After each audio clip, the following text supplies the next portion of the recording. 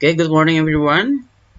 Welcome back to my channel Mr. R. Today, hari ini kita akan belajar tentang the verbs atau kata kerja. Kata kerja adalah hal utama yang harus dipelajari di dalam bahasa Inggris. Artinya, ketika kita bisa menguasai kata kerja, materi apapun dalam bahasa Inggris, insya Allah kita akan mudah untuk menguasainya. Baiklah, kita langsung aja, yaitu verb. Verb adalah kata kerja. Kata kerja itu dibagi menjadi 4, yaitu present form, past form, past participle, dan present participle. Yang pertama, present participle. Present participle adalah kata kerja bentuk pertama atau present form, bentuk saat ini. Dalam bahasa Indonesia, bentuk saat ini. Biasanya orang Indonesia, kita ketika dalam belajar, kita menyebutnya sebagai verb 1 atau tandanya V1 begini ya.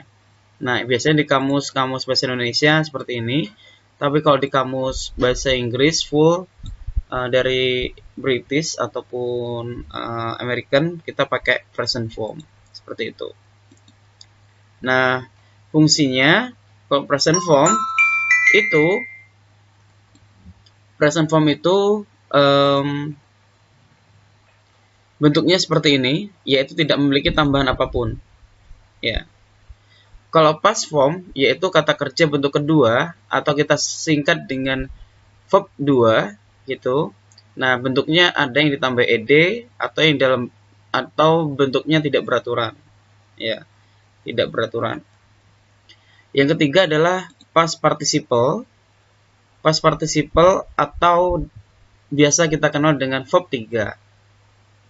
Ya, bentuknya hampir sama dengan bentuk kedua untuk regular verb atau kata kerja yang beraturan, yaitu ditambahi ed atau d gitu ya. Tapi kalau bentuk kedua ketiganya berubah-ubah untuk kata kerja yang tidak beraturan. Nah, kita hanya bisa melihatnya kalau kita di kamus ya, melihat kamus gitu. Terus yang terakhir ada present participle. Present participle itu adalah verb ing, yaitu kata kerja pertama atau verb 1 itu ditambah ing ya. Contohnya studying. Oke, saya ulangi. Untuk present form, study yaitu belajar, itu bentuk keduanya atau verb 2-nya itu studied. Verb 3-nya adalah past participle yaitu studied. Bentuk present participle-nya adalah studying. Seperti itu. Nah, sekarang kita udah memahami perbedaannya ya. Yang pertama, present form digunakan, sekarang fungsinya, present form digunakan untuk membuat kalimat yang berhubungan dengan saat ini atau rutinitas. Biasanya kita gunakan sebagai kalimat simple present. Untuk simple past, yaitu untuk kalimat lampau, ya atau bentuk kedua, sebentar, nanti akan saya buatkan contohnya. Oke, kita langsung ke contoh. Jadi biar tahu fungsinya ya, teman-teman ya. Dari present form, verb 1, verb 2, verb 3 sama verb ing ya. Kalau verb 1 ya, present form saya tulis verb 1 gitu aja ya. Verb 1 itu untuk menyatakan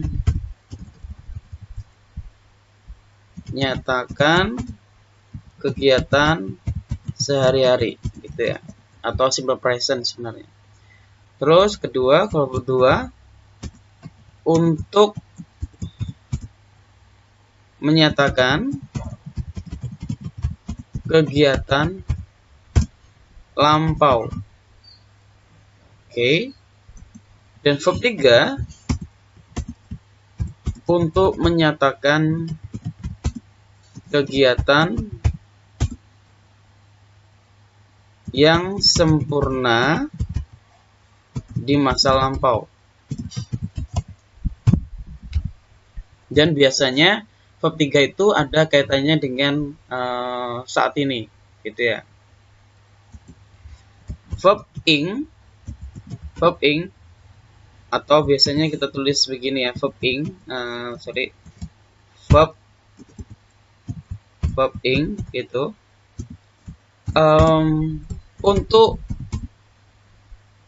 membuat kalimat sedang berlangsung.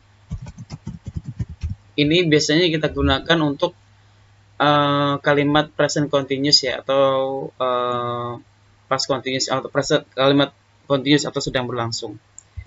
Biasanya kita kenal dengan continuous atau progressive, continuous tense gitu ya, continuous tense gitu. Terus atau untuk membendakan kalimat, membendakan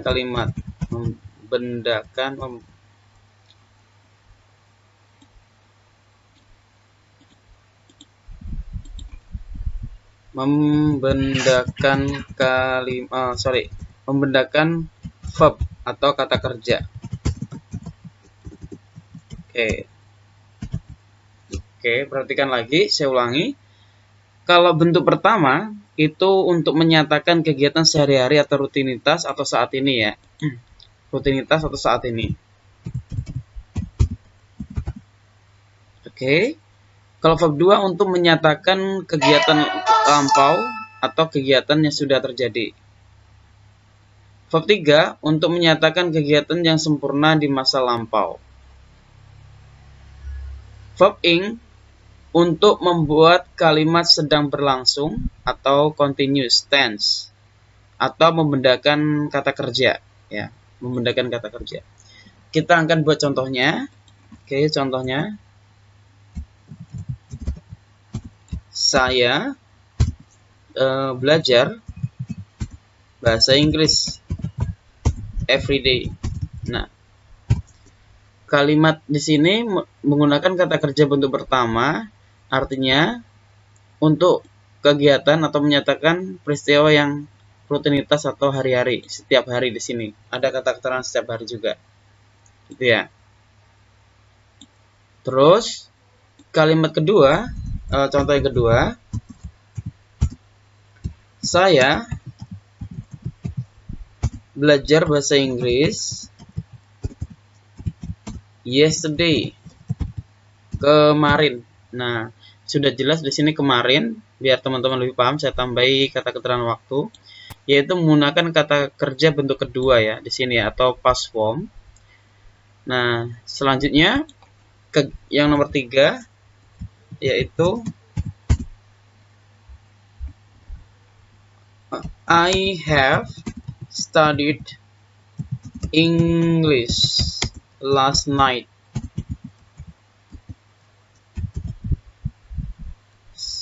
So I can understand English